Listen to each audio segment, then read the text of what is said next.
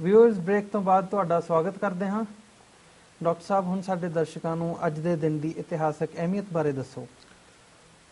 ਸਿੱਖ history ਜਾਂ south Asian history ਦੇ ਹਵਾਲੇ ਨਾਲ 1707 ਦੇ ਵਿੱਚ ਅੱਜ ਦੇ ਦਿਨ ਔਰੰਗਜ਼ੇਬ ਦੀ ਮੌਤ ਹੋਈ ਜੀ।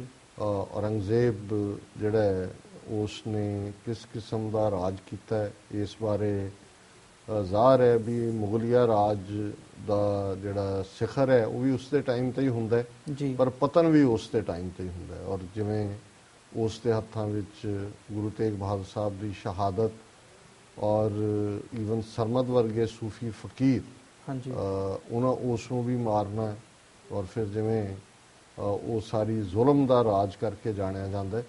ਔਰ ਬੇਸ਼ੱਕ ਉਹਨੇ ਇੱਕ ਲੰਬੀ ਉਮਰ ਭੋਗੀ, 92-93 ਸਾਲ ਦੀ ਉਹਦੀ ਉਮਰ ਸੀ। ਬੁਢਾਪੇ ਦੇ ਵਿੱਚ ਉਹਨੂੰ ਰਾਜ ਸ਼ਕਤੀ ਮਿਲੀ। ਉਹਨੇ ਆਪਣੇ ਭਰਾਵਾਂ ਨੂੰ ਮਾਰਿਆ ਬੇਰਹਿਮੀ ਨਾਲ, ਪਿਓ ਨੂੰ ਕੈਦ ਕੀਤਾ, ਭੈਣ ਨੂੰ ਕੈਦ ਕੀਤਾ। ਸੋ ਬੇਸ਼ੱਕ ਕਈ ਵਾਰ ਹਿਸਟਰੀ ਕਿਸ ਨੂੰ ਕੀ ਬਿਆਨਦੀ ਹੈ, ਪਰ ਇਹਦੇ 'ਚ ਕੋਈ ਸ਼ੱਕ ਨਹੀਂ ਹੈ ਕਿ ਸਿੱਖ ਸਾਈਕੀ ਦੇ ਵਿੱਚ, ਸਿੱਖ ਮਨਾਂ ਦੇ ਵਿੱਚ ਵੀ ਉਹ ਇੱਕ ਜ਼ਾਲਮ ਦੇ ਤੌਰ ਤੇ ਜਾਣਿਆ ਜਾਂਦਾ ਹੈ। ਔਰ ਜਿਹੜੇ ਵੀ ਦੂਸਰੇ ਇਨਸਾਫ ਪਸੰਦ ਪਾਕਿਸਤਾਨੀ ਵੀ ਨੇ, ਹਾਲਾਂਕਿ ਇੱਕ ਰਿਵਾਜ ਵੀ ਹੈ ਉੱਥੇ ਕਈ ਵਾਰੀ ਹੋਏਗਾ ਜੀ ਇਹ ਕੁਰਾਨ ਸ਼ਰੀਫ ਔਰੰਗਜ਼ੇਬ ਨੇ ਲਿਖਿਆ ਸੀ, ਉਹਦੇ ਬਾਰੇ ਇਹ ਵੀ ਮਸ਼ਹੂਰ, ਜਿਵੇਂ ਹਕੂਮਤਾਂ ਪ੍ਰਚਾਰ ਕਰਦੀਆਂ। ਇੰਦਰਾ ਗਾਂਧੀ ਨੇ ਕਿਹਾ ਜੀ ਸਾਡੇ ਟਰੂਪਸ ਪ੍ਰੇਅਰ ਬੁੱਲਾਂ ਤੇ ਲੈ ਕੇ ਹਰਿਮੰਦਰ ਸਾਹਿਬ 'ਚ ਗਏ। ਸੋ ਇੱਦਾਂ ਦਾ ਹੀ ਹੈ ਜੀ ਕਿ ਉਹ ਕੁਰਾਨ ਸ਼ਰੀਫ ਹੱਥੀਂ ਲਿਖਦਾ ਸੀ, ਟੋਪੀਆਂ ਬਣਾਉਂਦਾ ਸੀ, ਉਹਦੇ ਨਾਲ ਉਹ ਰੋਟੀ ਖਾਂਦਾ ਸੀ। ਔਰ ਉਹ ਅਜੇ ਤੱਕ ਵੀ ਵਿਕਦੇ ਨੇ ਉਹਦੇ, ਇਹ ਕਹਿ ਕੇ ਜੀ ਔਰੰਗਜ਼ੇਬ ਦਾ ਲਿਖਿਆ। ਤੇ ਮੇਰੇ ਉਹ ਮਿੱਤਰ ਸ਼ੇਖ ਸਾਹਿਬ ਉਹ ਕਹਿੰਦੇ ਸੀ ਕਿ ਜੀ ਜੇ ਉਹਦੀ ਉਮਰ 500 ਸਾਲ ਵੀ ਹੁੰਦੀ ਤੇ ਇੰਨੇ ਕੁਰਾਨ ਸ਼ਰੀਫ ਜਿੰਨੇ ਉਹਦੇ ਨਾਂ ਤੇ ਅੱਜ ਵੀ ਵਿਕਦੇ ਨੇ, ਇਹ ਵਪਾਰ ਬਣਾ ਲਿਆ ਹੋਇਆ ਕਿ ਵੀ ਉਹ ਨਹੀਂ ਸੀ ਲਿਖ ਸਕਦਾ। ਸੋ ਕੁੱਲ ਮਿਲਾ ਕੇ ਉਸ ਦੀ ਲੈਗੇਸੀ ਜਿਹੜੀ ਹੈ ਉਹ ਕੋਈ ਇਸਲਾਮ ਲਈ ਵੀ ਕੋਈ ਪ੍ਰਾਈਡ ਦੀ ਗੱਲ ਨਹੀਂ, ਹਾਲਾਂਕਿ ਕੁਝ ਲੋਕ ਉਸ ਨੂੰ ਆਪਣਾ ਹੀਰੋ ਵੀ ਸਮਝਦੇ ਨੇ। 1915 ਦੇ ਵਿੱਚ ਬਹੁਤ ਸਾਰੇ ਗਦਰੀ ਆਗੂ, ਕਿਉਂਕਿ ਗਦਰ ਪਾਰਟੀ ਅਮਰੀਕਾ ਕੈਨੇਡਾ 'ਚੋਂ ਗਏ, ਪੰਜਾਬੀ ਜਿਹਨਾਂ 'ਚ ਸਿੱਖ ਜ਼ਿਆਦਾ ਸਨ, ਮੁਸਲਮਾਨ ਵੀ ਸਨ, ਕੁਛ ਹਿੰਦੂ ਵੀ ਸਨ।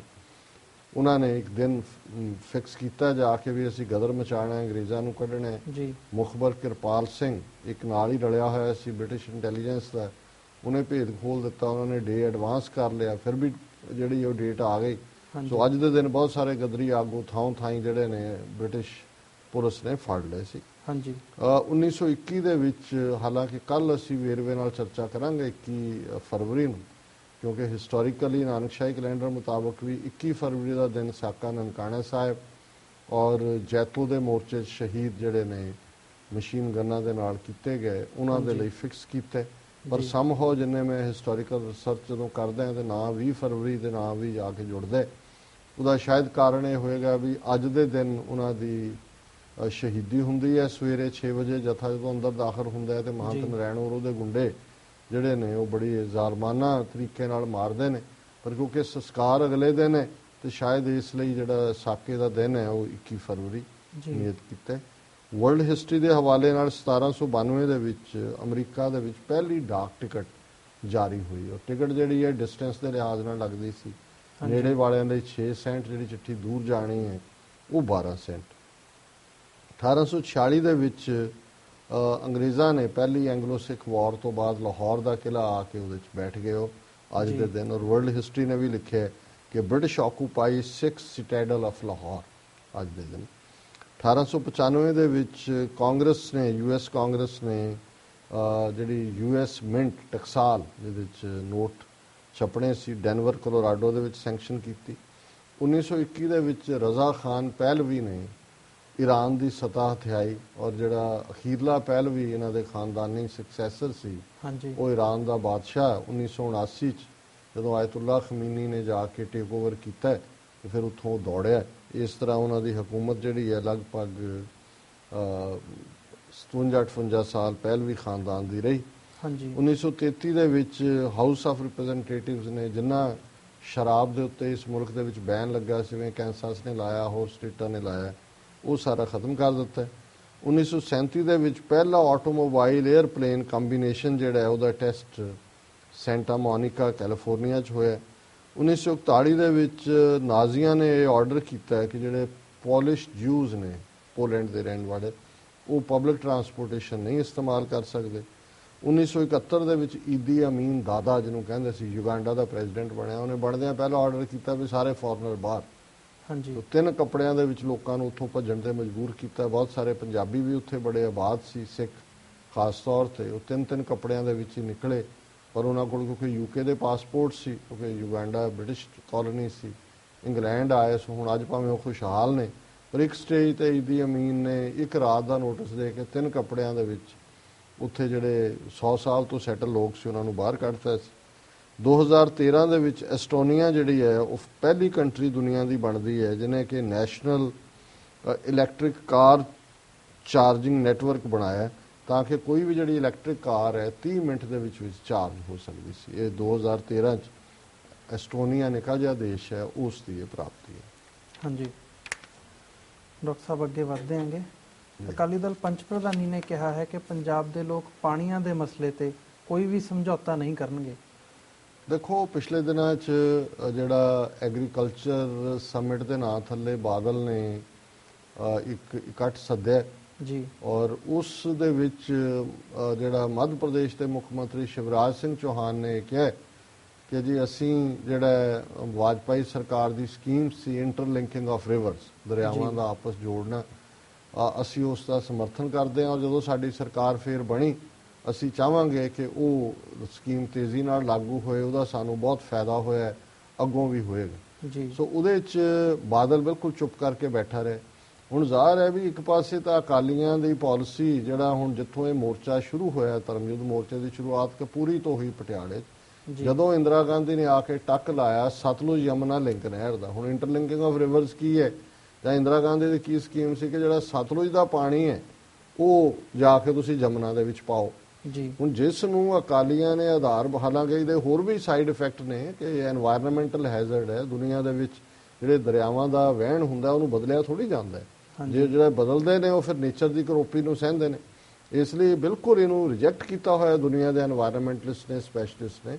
ਪਰ ਪੰਜਾਬ ਦੇ ਮਾਮਲੇ 'ਚ ਤਾਂ ਪਹਿਲਾਂ ਹੀ ਸਾਡਾ ਪਾਣੀ ਅੱਧਿਓਂ ਜ਼ਿਆਦਾ ਰਾਜਸਥਾਨ ਕੈਨਾਲ ਔਰ ਹਰਿਆਣੇ ਨੂੰ ਜਾ ਰਿਹਾ ਡਾਈਵਰਟ ਕਰਕੇ ਜੀ। ਔਰ ਇਸ ਦੇ ਉੱਤੇ ਸਟੈਂਡ ਲੈਂਦੇ ਆ ਭਾਈ ਹਰਪਾਲ ਸਿੰਘ ਚੀਮਾ, ਸੈਕਟਰੀ ਜਨਰਲ ਨੇ ਜਿਹੜੇ ਅਕਾਲੀ ਦਲ ਪੰਚ ਪ੍ਰਧਾਨੀ ਨੇ, ਉਹਨਾਂ ਨੇ ਕਿਹਾ ਵੀ ਇਹਦੇ ਲਈ ਅਸੀਂ ਪਹਿਲਾਂ ਹੀ ਬੜੀਆਂ ਕੁਰਬਾਨੀਆਂ ਕੀਤੀਆਂ ਜੀ। ਔਰ ਇਹ ਜਿਹੜਾ ਇਸ ਕਿਸਮ ਦੀ ਗੱਲ ਅਸੀਂ ਪੰਜਾਬ ਦੇ ਵਿੱਚ ਨਹੀਂ ਹੋਣ ਦੇਵਾਂਗੇ।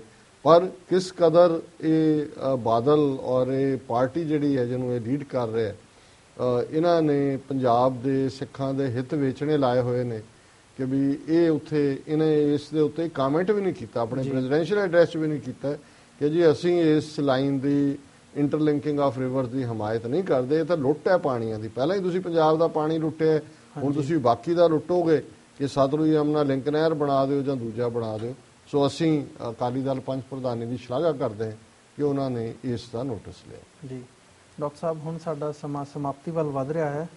ਹੁਣ ਸਾਡੇ ਦਰਸ਼ਕਾਂ ਨੂੰ ਅੱਜ ਦਾ ਵਿਚਾਰ ਦੱਸੋ।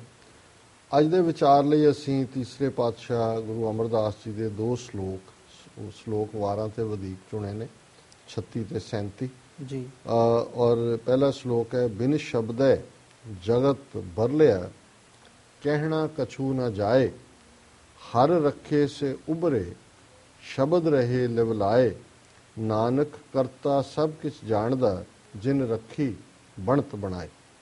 ਤੇ ਦੂਸਰਾ ਸ਼ਲੋਕ ਇਸੇ ਥਾਟ ਨੂੰ ਹੀ ਅੱਗੇ ਤੋਰਦਾ ਹੈ, ਹੋਮ ਜਗ ਸਭ ਤੀਰਥਾਂ, ਪੜੇ ਪੰਡਤ ਥੱਕੇ ਪੁਰਾਣ, ਬਿਖ ਮਾਇਆ ਮੋਹ ਨਾ ਮਿਟਈ, ਵਿੱਚ ਹਉਮੈ ਆਵਣ ਜਾਣ, ਸਤਿਗੁਰ ਮਿਲਿਐ ਮਲ ਉਤਰੀ, ਹਰ ਜਪੀਐ ਪੁਰਖ ਸੁਜਾਨ, ਜਿਨਾ ਹਰ ਹਰ ਪ੍ਰਭ ਸੇਵਿਆ, ਜਨ ਨਾਨਕ ਸਦ ਕੁਰਬਾਨ।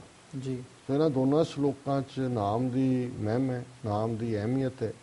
ਬਰਲਿਆ ਕਹਿੰਦੇ ਨੇ ਇਨਸੇਨ, ਪਾਗਲ, ਕਿ ਜਿਸ ਦੇ ਅੰਦਰ ਰੱਬ ਦਾ ਨਾਂ ਨਹੀਂ ਹੈ, ਰੱਬ ਦੀ ਯਾਦ ਨਹੀਂ ਹੈ, ਉਹ ਬਾਵਰਿਆਂ ਦੀ ਤਰ੍ਹਾਂ, ਪਾਗਲਾਂ ਦੀ ਤਰ੍ਹਾਂ, ਸਿਰ ਫਿਰਿਆਂ ਦੀ ਤਰ੍ਹਾਂ, ਸ਼ਦਾਈਆਂ ਦੀ ਤਰ੍ਹਾਂ ਚਾਰ ਚਫੇਰੇ ਜਿਹੜਾ ਉਹ ਘੁੰਮ ਰਿਹਾ।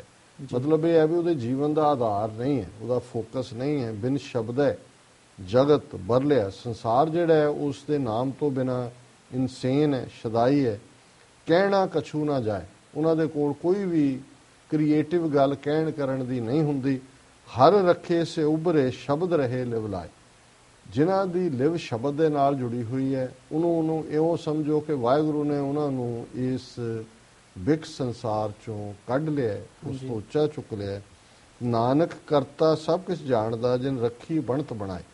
ਕਿ ਇਹ ਨਿਰੰਕਾਰ ਸਭ ਕੁਝ ਜਾਣਦਾ ਹੈ, ਉਸ ਨੇ ਹੀ ਇਹ ਬਣਤ ਬਣਾਈ ਹੈ ਕਿ ਇੱਕ ਪਾਸੇ ਬਰਲੇ ਨੇ, ਇਨਸੇਨ ਨੇ, ਇੱਕ ਪਾਸੇ ਉਹ ਨੇ ਜਿਨ੍ਹਾਂ ਨੇ ਨਿਰੰਕਾਰ ਨੂੰ ਆਪਾ ਦਿੱਤਾ ਹੈ, ਔਰ ਇਸ ਭਵ ਸਾਗਰ ਦੇ ਵਿੱਚ ਵੀ ਉਹ ਜਿਹੜੇ ਨੇ ਜਿਵੇਂ ਕਮਲ ਦਾ ਫੁੱਲ ਚਿੱਕੜ ਤੋਂ ਉੱਪਰ ਹੈ, ਇਸ ਤੋਂ ਉੱਪਰ ਉਹ ਵਿਚਰਦੇ ਨੇ। ਤੇ ਦੂਸਰਾ ਵੀ ਜਿਹੜਾ ਸ਼ਲੋਕ ਹੈ ਇਸੇ ਥਾਟ ਨੂੰ ਅੱਗੇ ਤੋਰਦਾ ਹੈ ਕਿ ਹੋਮ ਜਗ ਸਭ ਤੀਰਥਾਂ ਪੜ੍ਹੇ ਪੰਡਤ ਥੱਕੇ ਪੁਰਾਣ।